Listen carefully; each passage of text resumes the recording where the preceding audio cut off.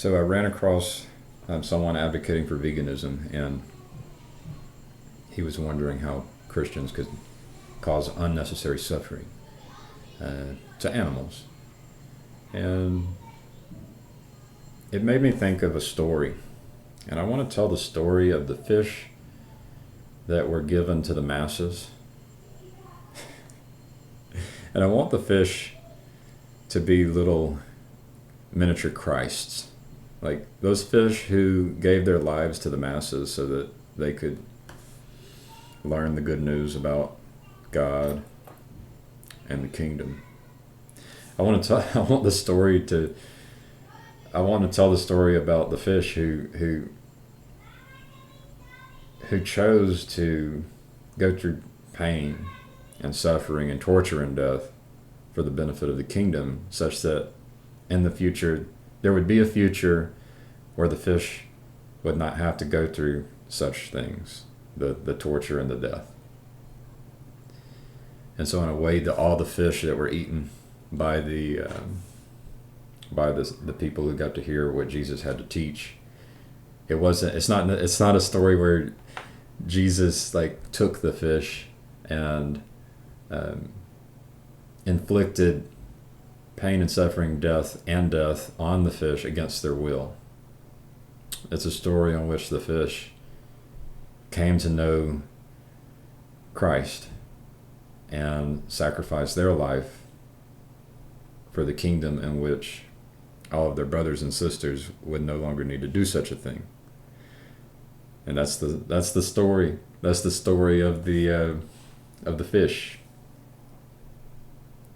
I think the key here for a vegan who wants to try and understand a Christian is that our King went through pain and suffering, and torture and death, so that there would be a kingdom, so that more people who are lost can be brought into the kingdom.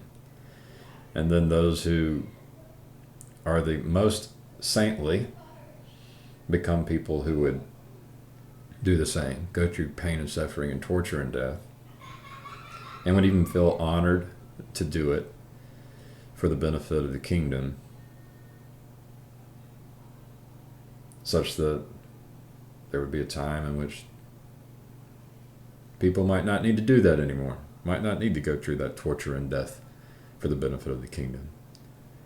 But if there was a need, there would be people who would do it. So that's the story of the fish, to try and help the vegans understand why Christians would sacrifice. I mean, what's really interesting is I was fishing. I was with my brother and my father and my dad's friend, Danny Skutek, and they had a pastor with them while they were fishing. They're fishing for striped bass, and the pastor says, "In the name of Jesus, give me a fish." And then a fish comes up, boom, and hits the lure. And so, what is that? What is that? And what's going through the mind of that fish? Like, I don't think people understand the feeling that could possibly be felt by that fish that has the opportunity to serve the kingdom at that moment. Like how do you know that fish? Yeah, how do you know it was going through the mind of the fish? Did the fish intentionally, like, just have this overwhelming sense of peace and joy and meaning and purpose so that they could serve the kingdom at that moment? So to the vegans, I would say be careful about assuming what's going on in the minds of the animals that are sacrificed.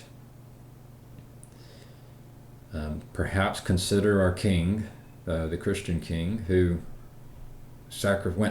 willingly went through that sacrifice, and then all of the Christians who have done that since. And to the Christians, I would say the vegans have a good point. Try not to cause unnecessary suffering to animals. When you do sacrifice an animal, you be grateful for it. Perhaps treat it like the Christ, that it gave its life.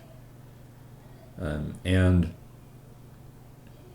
aim for a kingdom in which the lion and the lamb lay side by side, in which there's fruits and nuts and milk and honey,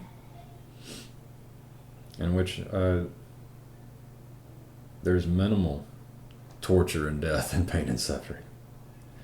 Aim for that kingdom while being willing to go through it, to go through the fire, to go through the pain and the suffering and the torture and the death.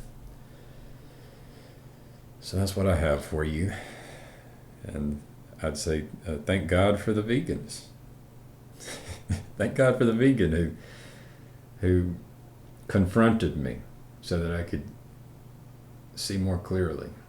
And I'm definitely going to think more about sacrificing animals. I'm going to be more intentional. And I have a long ways to go to try and be more intentional and grateful. So, I love y'all.